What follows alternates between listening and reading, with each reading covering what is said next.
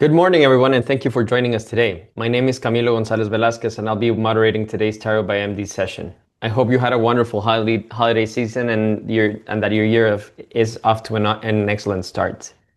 Today, we're honored to welcome Dr. William Speier, Associate Professor in Departments of Radiological Sciences, Bioengineering, and Medical Informatics at UCLA. He is the co-director of UCLA Biomedical AI Research Laboratory, a multidisciplinary group applying machine learning and data science to biomedical data to improve patient care. His research focuses on multimodal approaches for clinical decision support and biomarker discovery, with strong emphasis on medical image analysis. In today's talk, Dr. Speier will present an ongoing project that applies artificial intelligence to improve thyroid cancer diagnosis and guide treatment decisions with a focus on creating multimodal models to better characterize nodules with intermediate biopsy results. We're also delighted to have David Toro Tobon, Assistant Professor and Investigator at the Mayo Clinic, joining us as a discussant. David is a close friend and someone that I admire greatly, and his work applying AI tools, including natural language processing, computer vision, and multimodal models to improve thyroid disease care and health outcomes makes him a perfect voice for today's discussion. Before we hand it over, I would also like to, I won't want to lose the opportunity to invite everyone to an upcoming event. On January 23rd at noon Eastern Time, THANC and THICA are hosting a free webinar bringing leading experts together to discuss what's new in treatment and different thyroid cancers and how different thyroid cancers are managed. With that said, let's turn back to today's topic at the intersection of thyroidology and artificial intelligence. Dr. Speier, the floor is all yours. Thanks for the great introduction. As Camila said, I am Bill Speier. I'm an associate professor at UCLA, and here today to talk about a recent paper we had published in Thyroid titled Combining Ultrasound Imaging and Molecular Testing in a Multimodal Deep Learning Model for Risk Stratification of Indeterminate Thyroid Nodules. So just to start, I have no conflicts of interest in relation to this presentation or this project. So jumping in. So as I'm sure you all know, thyroid nodules are very common, with about half the population having a nodule discovered by the age of 50, and the vast majority of these are clinically insignificant or benign. But in order to avoid missing cancers, the treatment protocol usually leads to or errs on the side of caution with over 600,000 FNAs annually in the US, but the malignancy risk being very small. And one other thing that we are of particular interest in, or which is of particular interest to us and which we're focusing on here, is that 20% of these end up being indeterminate. So no decision can be made directly from those FNAs. And so in general, what we want to ask as AI scientists is how can we improve risk stratification for patients who have these nodules? And so there are kind of two directions we could go in this. One is to decrease unnecessary biopsies and surgeries, and then on the other end, better identifying high-risk nodules. Now, because the current decision strategy pretty much does a good job of identifying nodules, we focus more on the decrease in the unnecessary treatment side. So the objective here is applying our AI methods to generally improve thyroid cancer risk stratification and perform decision support. And so we want to build models that incorporate all of the available data. And so this includes ultrasound imaging, molecular test results, digitized biopsy slides, and different reports that are generated through all the different steps. For this particular project, we focused on the ultrasound imaging and molecular tests, but we have done work that, if I have time, I'll get into a little bit on the biopsy slides and clinical reports.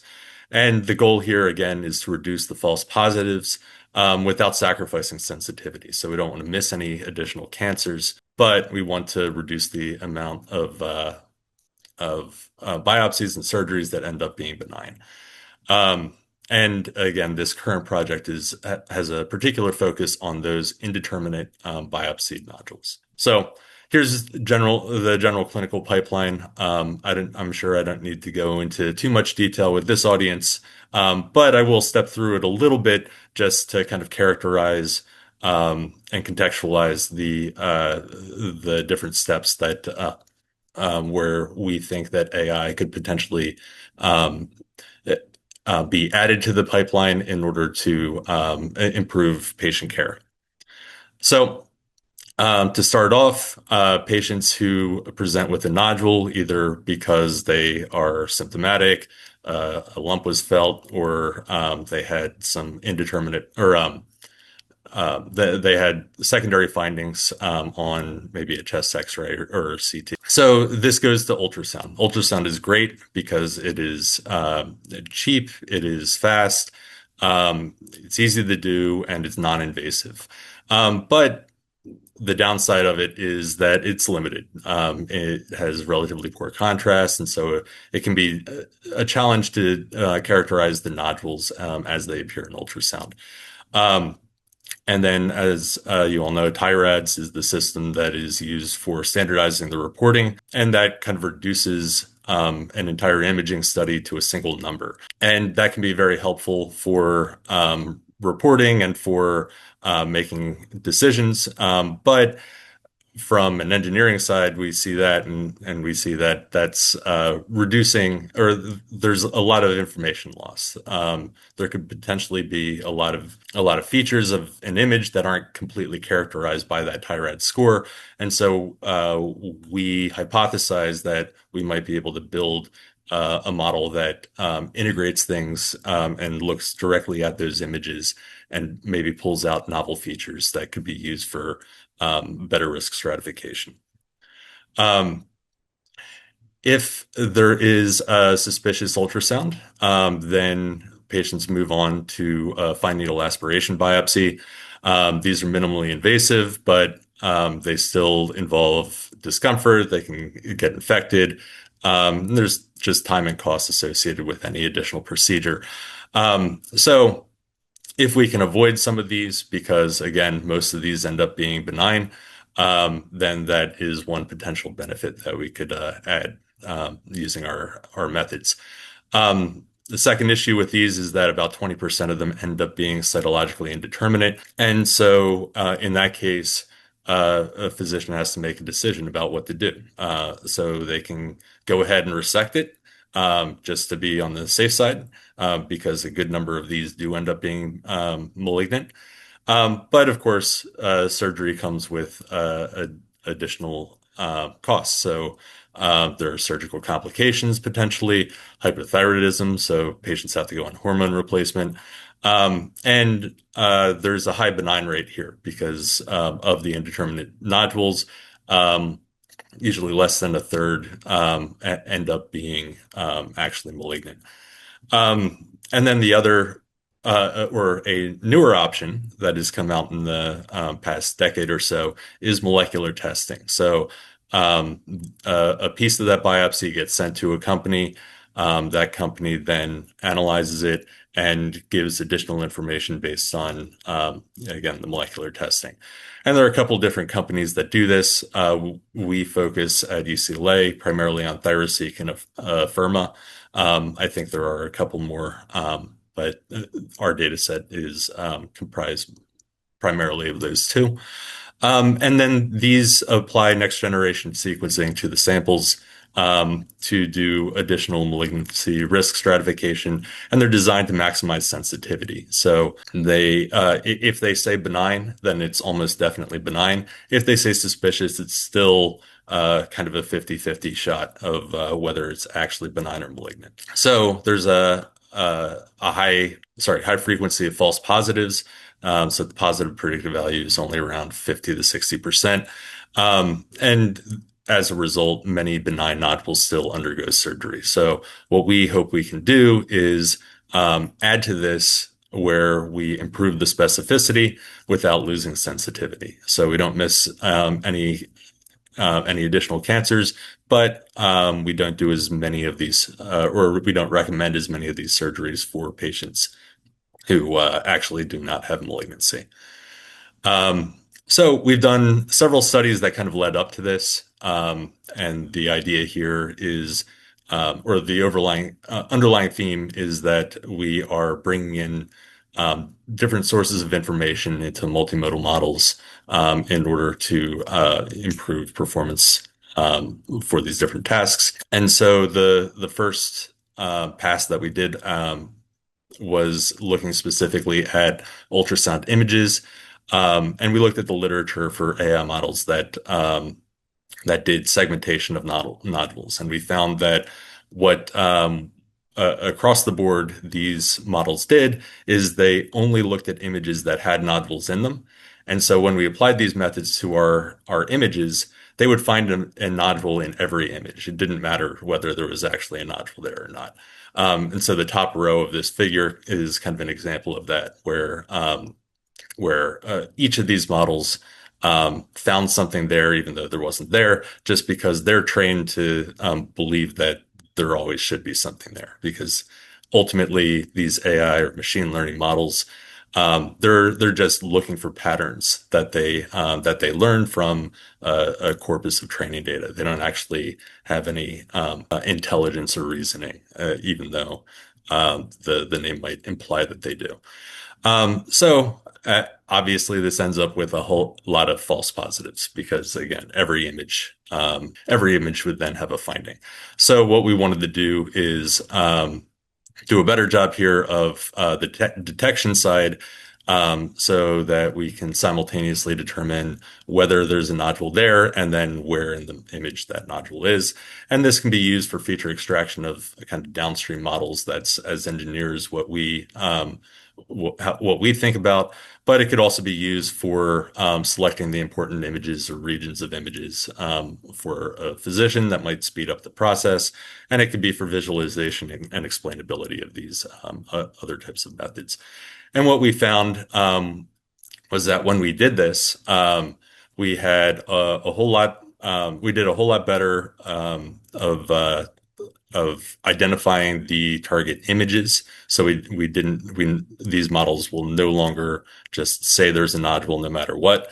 But kind of the metrics for the segmentations went down. And we specifically looked at how that related to the size. And I know there are a lot of box plots here, so won't go through everything here.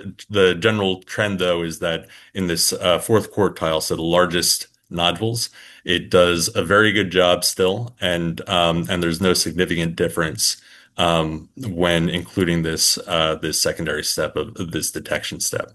It's only the smaller nodules where maybe it loses some more, and that's because it will, for very small nodules, just determine that maybe they aren't nodules. It'll think it's a calcification or something like that. And obviously, if a model's trained to always say that a nodule's there, then it is less likely to miss those. We also looked at the agreement between our experts, because this evaluation is based on how it matches up with some expert annotations or segmentations.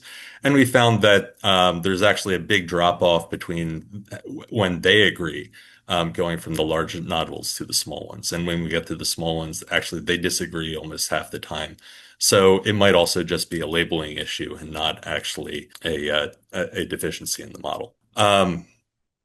So once we had that, then we wanted to move forward with classifying, so identifying cancer. And so in the second study, we identified in this field, sort of AI and thyroid cancer, that there's a sort of an assumed first step that most models make, that a physician will go in and choose the image that has all the useful information. And that's not really reflective of how the clinical process works, right? When a clinician looks at an ultrasound study, they look at all of the images because there could be different views and cross sections of a nodule that can give a better characterization of what that nodule is, and so by focusing on a single image, it kind of limits that. It also it makes the process not fully automated, because if a physician is going in and looking at every image anyway to choose the best one, then how much benefit is it really to then characterize that image? So what we wanted to do is take the entire study at once and then make a decision from that. And this is done using attention-based multiple instance learning. And I'll talk about that a little bit more when I get to the specific paper from today, because this is the model, or a version of this model is what we used for this paper. But generally what we saw is that there's a big improvement over baseline. Won't go into the different metrics. And then the next step on that process was looking into spatial models.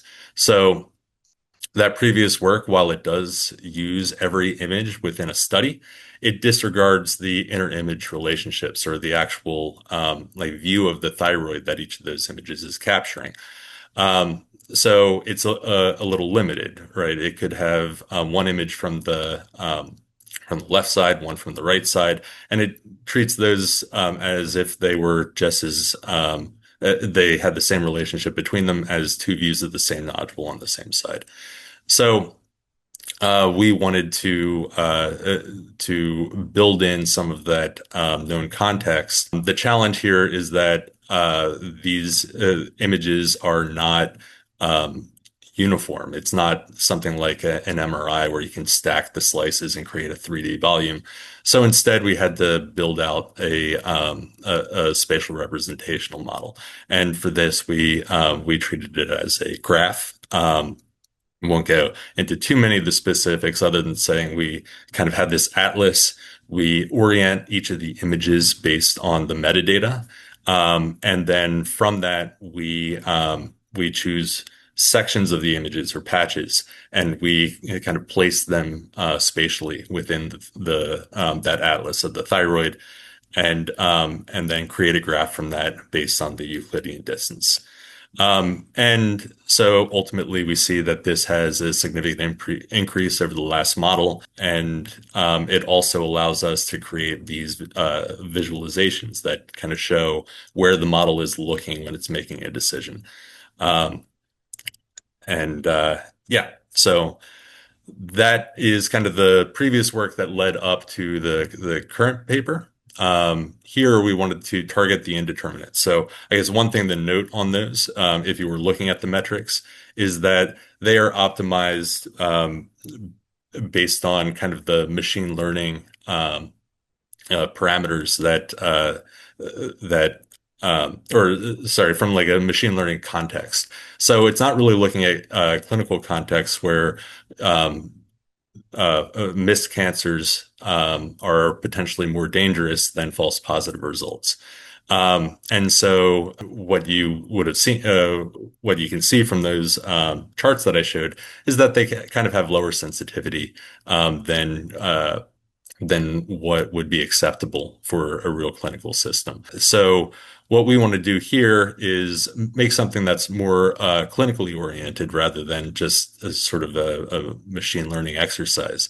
And for this, we wanted to target the indeterminate nodules because those are the ones that I think have the biggest the potential for making an impact because again, like there are a large number of them that end up going to surgery despite not actually having malignant results. What we want to do is create a multimodal model that uses everything that's available at the time of that decision. That includes the ultrasound imaging, molecular test results, also digitized biopsies and clinical reports, which were not part of this study, but they're something that we're currently working on for the next steps on this. So the inclusion criteria for this, it was a retrospective review of consecutive patients between May 2016 to February 2022. And we looked at all patients who were evaluated at UCLA Medical Center and had indeterminate biopsies that were followed by molecular testing, so approved by the UCLA IRB. And we ended up with 333 patients with indeterminate nodules. About three-quarters of them are benign, and it's more or less 50-50 split between Bethesda 3 and Bethesda 4, a little more of Bethesda 3.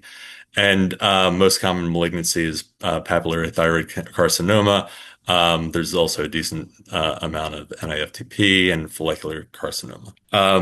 And for the molecular testing, again, two platforms, ThyroSeq and Afirma. It was about 50-50 on that because there was an ongoing clinical trial at the time that was trying to compare the two.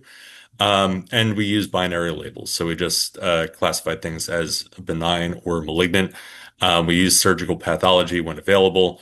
And then the non-surgical cases that were classified as not suspicious by molecular testing were assumed to be benign. And one note is NFTP was grouped with malignant.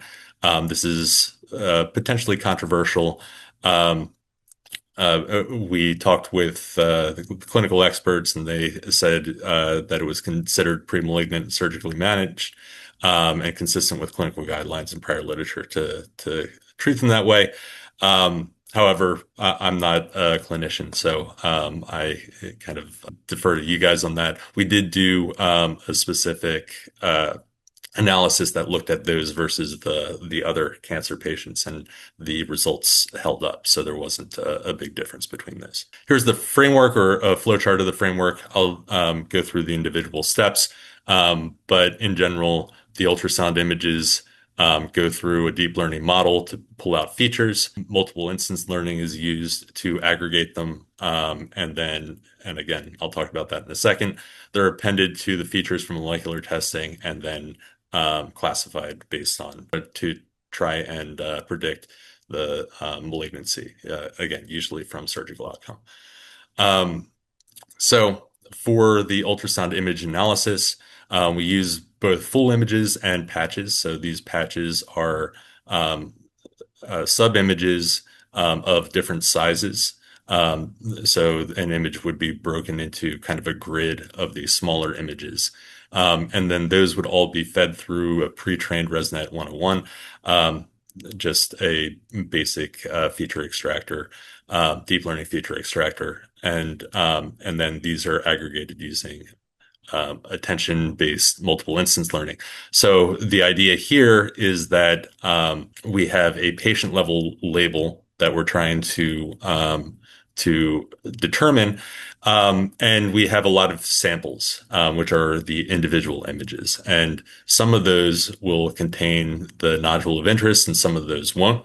And the model doesn't assume anything about the individual images going in. It just knows that some have the nodule and some do not. And what it does is it learns which of those images it should look at or pay attention to.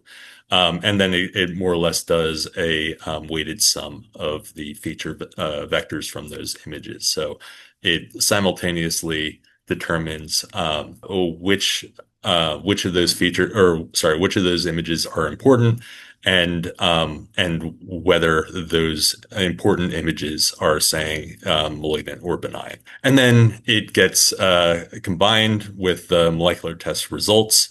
And that goes into a final stage of the classifier in order to determine surgical outcome. And what we see here is if we just do the clinical baseline, so this is using a combination of molecular testing and the Bethesda score. Bethesda score here, notably, is just binary because these are all indeterminate, so it's either a 3 or a 4.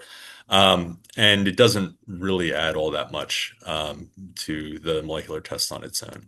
But we can see that it has high sensitivity and moderate specificity, which is consistent with reported outcomes for molecular testing.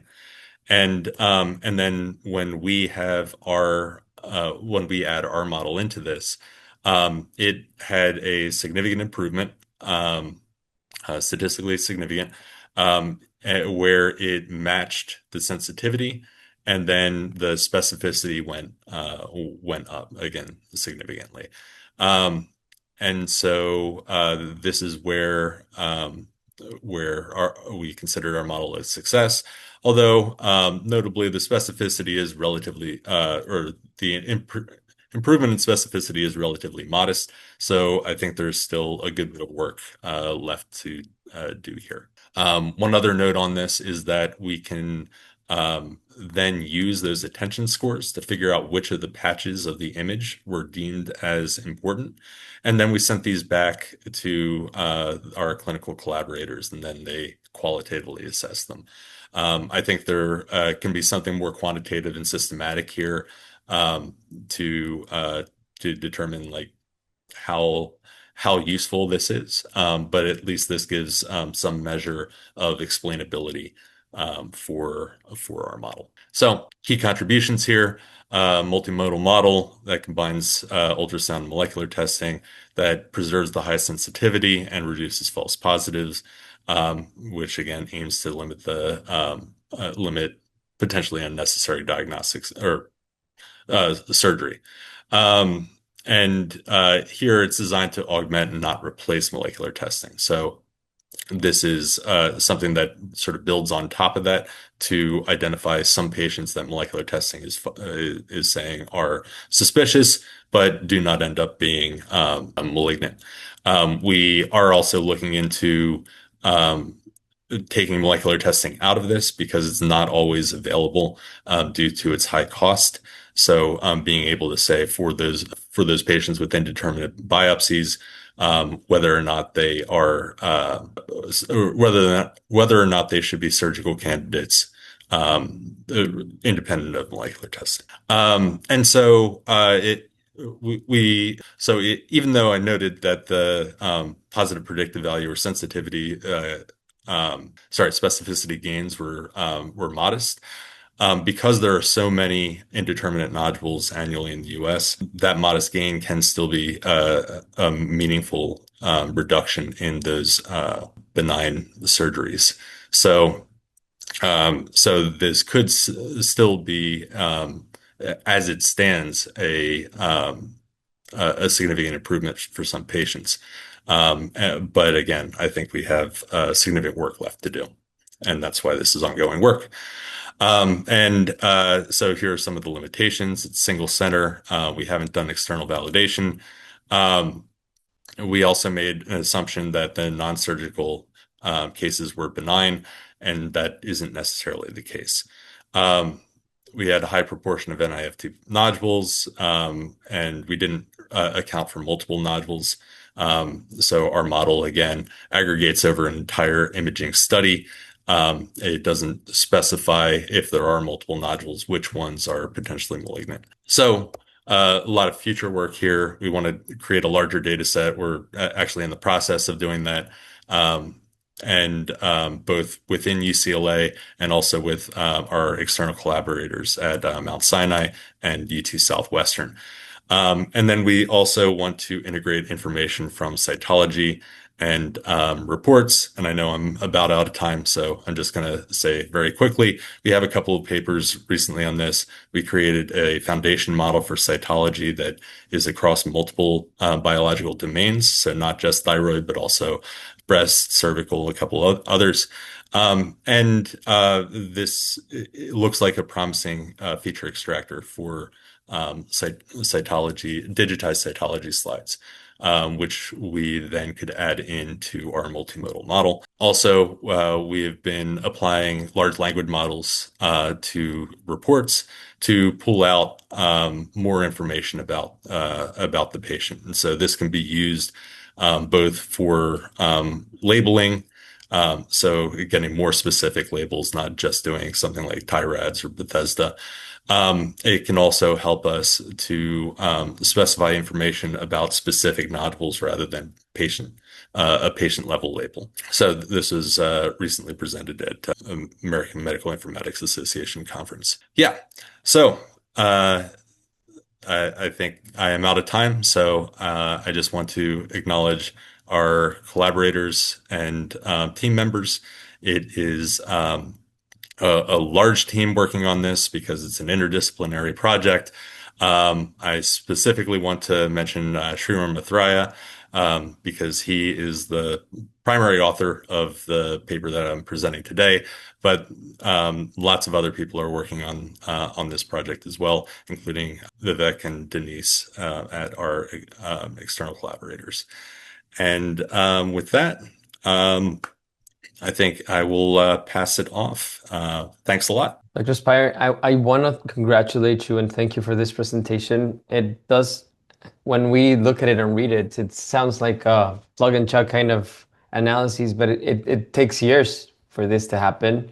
You started collecting people at 2016, and it's been 10 years of hard work that you've put in together to push the field forward. So I want to congratulate you. And with that, we'll go to David's presentation. Good morning, everyone, and thanks again for having me. It's always a pleasure to be here. Dr. Speier, phenomenal presentation. I want to also congratulate you and your team for this work, which I think it's definitely paving the way forward. I just want to take a couple of minutes today to bring up some points of discussion and hopefully start the conversation as well. I am a consultant for this company, but nothing related to today's topic. And I guess the way I want to start the conversation today is by bringing some of the challenges that I have seen with molecular testing and indeterminate thyroid nodules, because I think as we move on to new strategies to tackle indeterminate thyroid nodules and bring more automated mechanisms to deal with this, we need to keep in mind the prior struggles so that we address them as well in the future, or address them better, I would say. So one of the things that we have seen with molecular thyroid testing is there is a gap on validation between the performance between the validation that we have seen in the commercial testing and the real world performance. And there's a couple of factors that explain this gap in performance. One very important is being that the performance of the test is not intrinsic to the test itself. There's this mathematical correlation between the disease prevalence and the pathology thresholds. So what we have seen is that the performance of the test is going to be very different in centers that are referral centers versus centers that are community centers. And then there's going to be a lot of dependence on the call rate of indeterminate thyroid nodule biopsy results. So it's not going to perform the same in a center that has expert cytologists that are very comfortable calling something benign versus a place that maybe does not have the expertise and there's a little bit of a higher call rate of indeterminate thyroid nodule Bethesda results. So this is something very important, because as we move forward with models that involve cytology, this is going to kind of carry on as a limitation unless we address it. The other challenge that we have is that, at least with molecular testing, a lot of the validation studies have grouped neoplasm as cancer plus NIFTPs, and the endpoint has often boosted sensitivity and positive predictive value. But this is a challenge because even though from the surgical standpoint, we know, like, to confirm the diagnosis, yes, we need to operate. We know from the clinical standpoint, this is not really clinically significant diagnosis. We know NIFTPs are indolent, right? So this is a kind of like a complex conundrum that we're dealing with, especially right now with developing these AI models, because like, we understand that once we find it in the surgical pathology, we're not really that worried. But then how do we deal with model development?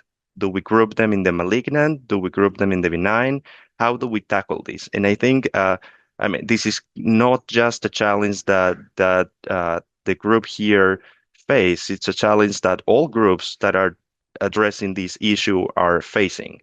So this is something that we as a community will have to think about and try to come up with how do we address it moving forward, because it's definitely going to be a point of discussion. The other point is that we are assuming with molecular testing, there's a lot of assumptions. For example, RAS mutations. A lot of the molecular testings assume or over rely on RAS mutations being uh, over diagnostic of cancer. But in reality, RAS mutations can also be seen in a lot of adenomas, 20 to 40%, a lot of NIFTPs, 30 to 60%. So a lot of these molecular testings that are reported as positive are doing so on the basis that they have a RAS mutation present, but it might not necessarily be the case. And this is one of the reasons why the positive predictive value is low.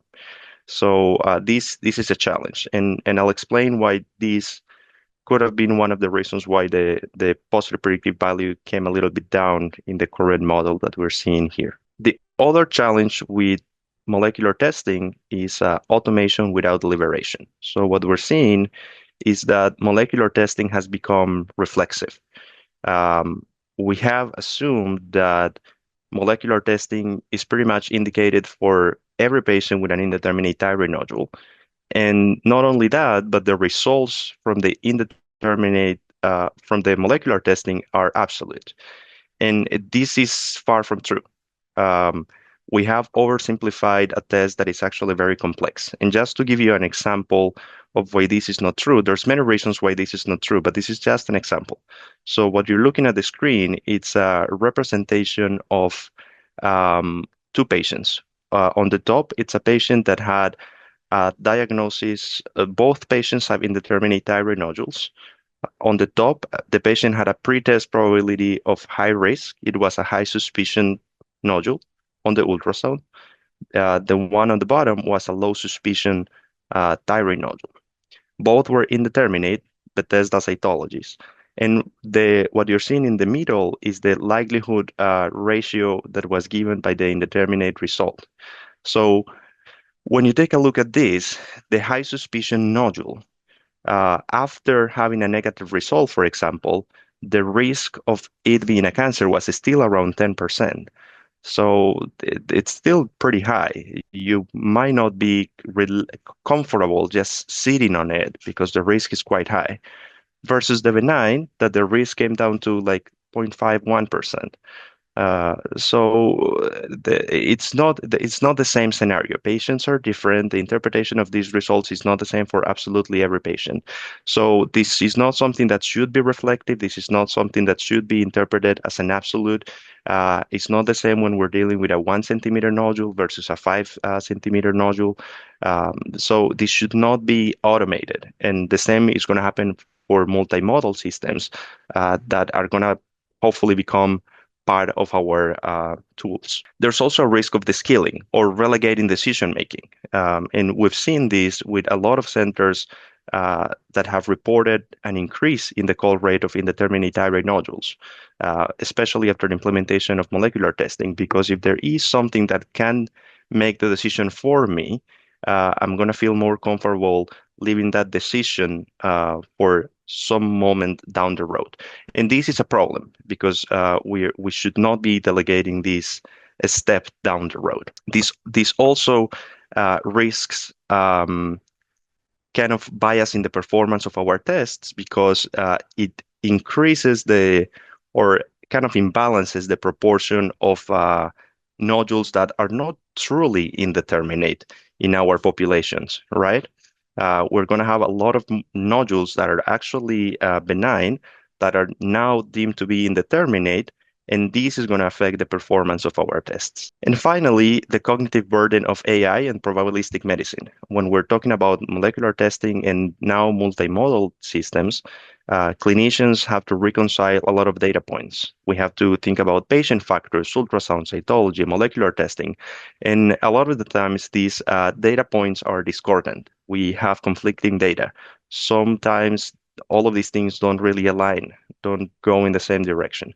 And we as clinicians have to understand all of these things enough to be able to tell the patient, this is what I'm thinking, or to override the algorithm, or to say, let's go this direction or that direction. And this is complex, especially if we do not understand the methods or we do not understand how to contextualize the findings. In this reconciliation process, as I was saying, we need to analyze the outputs of molecular testings or models that use black box algorithms. And the problem with these black box algorithms is not necessarily the black box, is sometimes these models have not been validated enough, or have not been validated for some subtypes of indeterminate thyroid nodules. So, for instance, when you go and do a very, very careful analysis of the literature, you will realize that the validation for some of the subclasses of Bethesda 3 and 4, like some of the neoplasms, has not been that well represented in the cohorts. So it's not the same to say indeterminate thyroid nodules. When you start breaking it down into subcategories within those indeterminates, not all of them were as well represented in the cohorts.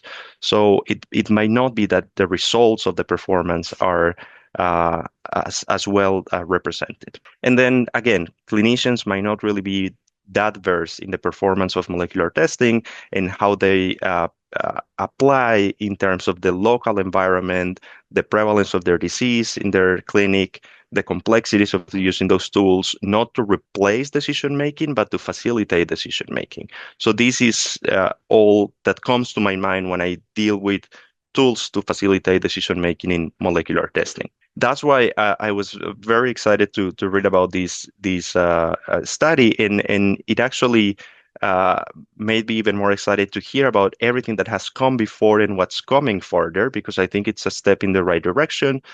Definitely complementary multimodality is going to augment the performance. I think this was a very rigorous methodology, multiple experiments. And for us, the fact that it did not sacrifice the sensitivity of the already proven molecular testing is very important. We're seeing a lot of papers being published from the data science standpoint that are purely based on the AUC or AUROC, which are not really translatable to the clinical side of things, because when we are treating patients, we care about sensitivity and specificity. We don't care about AUC. And this is something that hasn't been fully reconciled from the data science perspective. So I was very glad to see that this was the case from this paper, that it was thought from the clinician applicability perspective. What are some of the challenges that I think are faced by the current state of this research? And I think many of these are actually already being addressed and future directions. One of these is the black box nature. I think this current model is a black box within a black box, meaning we have a deep learning model that is building upon results from the result of a machine learning model from a molecular testing. So it's kind of entangled. We have a lot of things here that we cannot really know where the outcome came from. And this is challenging, but it's the reality that we're living in right now. And there's clearly efforts at explainability, like the attention maps. But I think the challenge that we're starting to deal with right now, and this is not specifically about the research we're talking about right now, is that attention maps and the current efforts at explainability are starting to get to a point in which there's some conflict in evidence, in which we don't really know whether these efforts that we're throwing at explainability, are they really explaining what's really going on in the model, or are we forcing an explanation that is kind of validating results that might not be true? Because what we're trying to do here is give explainability, trying to mimic what a human does. But in reality, a lot of the models that we're developing in AI right now don't really work like humans do. So perhaps what we need is not necessarily explainability, but really good validation. And this is a discussion that is being held right now in the scientific community. Again, not something that we're going to figure out today, but something to keep in mind as clinicians that are now being exposed to this type of development. So definitely very important as we move on with multimodal AI developments, disclose training data sources, validation procedures, and diagnostic performance across diverse populations, and definitely have independent validations and multi-institutional evaluation. It would be great if we could have multi-institutional training data sources. It's very complex because of the HIPAA regulations, but this would be phenomenal. It's just very challenging. Then lack of data granularity and some subjectivity or observer variability, I would say. It's another challenging. I think one of the complex things here is using binarized molecular testing results, which do not really provide the model with the full picture for training. When you take a look at the ThyroSeq results, for example, you have negative and positive, but the positive breaks into like 4 or 5 different categories of positive. And the risk of malignancy goes from 30% to 100%. So by breaking it into positive and negative, we are limiting the model from learning all of that spectrum of risk. So this could definitely limit how much the model learns about the risk. And again, the use of the cytology results, which are subject to inter-observer variability, can be a problem. We see it often. For example, at Mayo, we usually, when we have a patient for a second opinion, we usually have all the slides reinterpreted. Because often we see reports from outside that have been deemed indeterminate, and once they come to us, they are deemed either benign or malignant, or the interpretation changes. So these can also have an impact. These can potentially be managed by feeding raw genetic data and digital cytology into the model. But of course, the trade-off is this has high costs, and this would be a barrier for wide-scale implementation because digital cytology is not something that is done everywhere. It's very limited places. And then finally, some kind of clinical insights, as I was discussing before. While surgically relevant, NIFTP is biologically indolent. So training an AI to flag something that is like NIFTP as a cancer can potentially perpetuate overdiagnosis and overtreatment rather than identify true invasive disease. And again, this is not this is a general problem. It's not a problem of this research. It's a problem that we are all facing because we are not fully sure how to handle this kind of gray area. Great improvement in the AU-ROC, but the improvement in the specificity still, of course, needs some work so that we can avoid even more surgeries, which is what we want. But overall, I think this is phenomenal work. I think this is definitely the right direction, and I'm very excited to see the results of all the ongoing work. David, thank you for an excellent discussion. A lot of food for thought. I want to encourage the audience, if they do have any questions, please send them in so we can go over them. I do have a lot of questions of my own, and I'm going to start with the very basics, and I'm going to ask you to forget or take off that AI savvy hat and teach us a little bit about attention multiple instance learning. How is it different from other type of analyses? I understand, and you gave a really elegant and really interesting explanation of how we're not using just the one feature, but patches. And I wanted to ask a little bit about the patches further on, because down the line, or moving in your presentation, Dr. Speier, you mentioned that sometimes those patches identified some, and I'm going to use quotes, and forgive me if I'm not using the correct term, but you found some worrisome features that were brought back to your collaborators. Can you expand a little bit on attention multiple instance learning, and if we did find those worrisome features that could potentially be biomarkers, Can you tell us a little bit about those? Yeah, certainly. So I guess in traditional image analysis, you look at an entire image and make a decision on that and say like, is there cancer here or not? But the problem um, with an ultrasound study, and this is true for a lot of things. This comes up a lot on cytology too. I just didn't get into that with today's talk, but the cancer is only actually or the nodule is only actually in a small subset of these images, right? We might have 40 ultrasound images in a study, and even more frames if we have cine videos. But like half of these are going to be for the contralateral lobe. And so if we tried to make a diagnosis on every individual image, um, and if our model was working correctly, even if it was working 100% perfectly, it would say benign for the vast majority of these. And then we would have to figure out how to aggregate all of that into a decision on the patient level.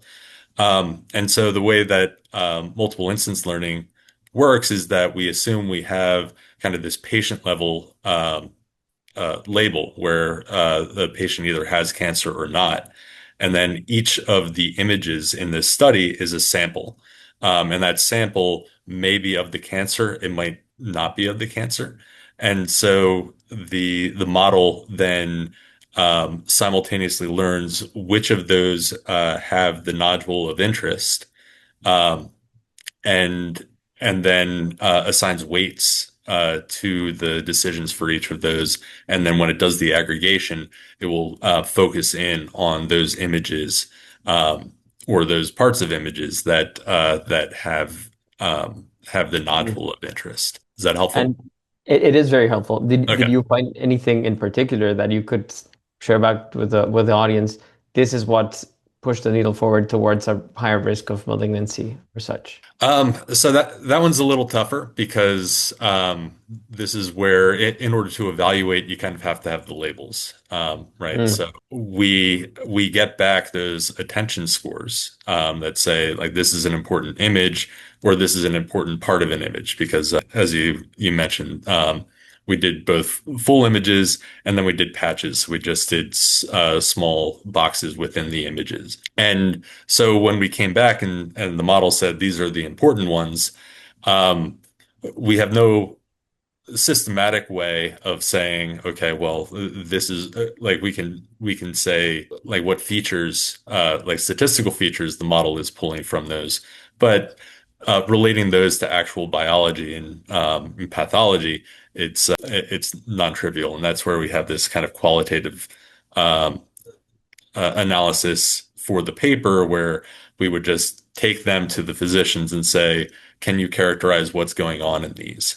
Um, I but see. I mean, that's anecdotal and potentially subject to bias because we're telling them our model thinks these are important, what's there, and they're not. I mean, they could say there's nothing there, but they want the model to work, so I they see. might find something there, right? So we do want to make this more systematic, where we might, what we've done sometimes is have reader studies where we mix in some random patches as well, and maybe have the physician say, does this look important or not? And then we see how well that matches up with the attention scores. Something like that could be a way of doing it in a more systematic way than we did for this study. Awesome. I wanted to ask you a little bit about the population of the study, that cohort that you used to train this algorithm. Can you tell us a little bit about it? The word validation has come up a couple of times during the presentation, and I wanted to see and ask if how representative of the different populations or different ethnic groups this could be or could have been, because moving forward, the external validation seems of utmost importance.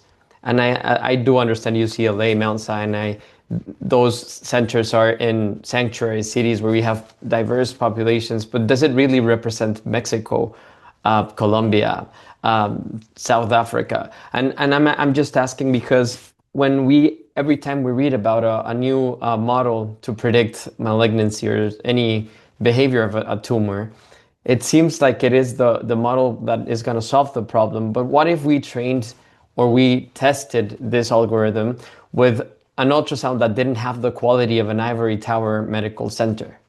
What if we use this with a different kind of population? And that's why the itch it comes, you know? Yeah, and that's definitely a concern. And you pointed out, LA is very diverse. UCLA's patient population isn't as diverse, right? Because one, it's in kind of a pretty affluent area, and and yeah, it just in general, it isn't representative of the overall population of either the city or the country or the world. So it is important to try and increase or both to train the model on more diverse populations and then also to validate them there. One of the challenges, particularly for this, is that molecular testing is not going to be available for a lot of these hospitals, and so it right now, again, for the model presented today, molecular testing was an input, so we can't run the model on places that don't do molecular testing. We have looked at again, I mentioned not having molecular testing as an input, so just going off of the digitized cytology and ultrasound imaging and everything else that's available. And we wouldn't expect that to do as well because you're losing a valuable source of information for that. But hopefully that would still be helpful over the current practice, which is usually just to go to surgery. It sounds really interesting. David, I have a quick question for you. You spoke about that conundrum or that problem where the RAS mutation is highly prevalent in adenomas and NIFTPs and such. I know you have been working in your research on molecular testing, particularly in large cohorts and whatnot. Do you feel like there's a disconnect on what we find in a somatic molecular alteration and what the reality of the current tumoral presentation is? Meaning you can have a mutation and sometimes, molecular testing, we're speaking that Dr. Speier used thyroid and affirma, but thyroid and affirma have changed a whole bunch from when it was introduced to what it is now, specifically because NIFTP was presented. The Bethesda system changed, the molecular tests changed, and sometimes right now we're getting molecular alterations that are not really actionable. So what does that mean when training models? What do you think is the future of what we will be or how we should be using these, because binary doesn't seem to be the solution. It's not a criticism. It's more so of this is what we have when we're trying to move forward, and we have been moving it forward. But what do you see in the future? Yeah, I think there's two challenges here.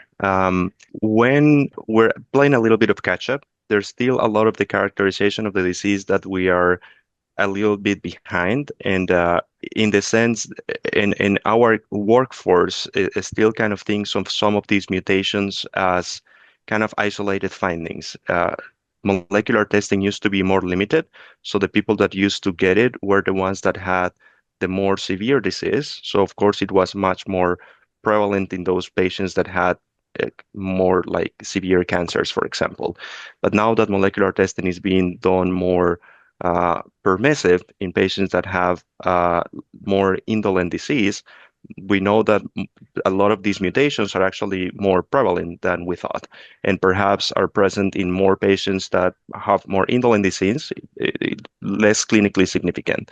So I think the landscape is evolving, and I think those isolated findings should not be taken as absolutes. And I think that's what we're starting to realize, that all of these pieces are part of an equation and not absolute results.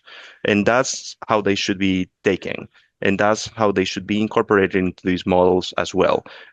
Not as absolutes, but as part of the reasoning process. How do they fit with the rest of the things?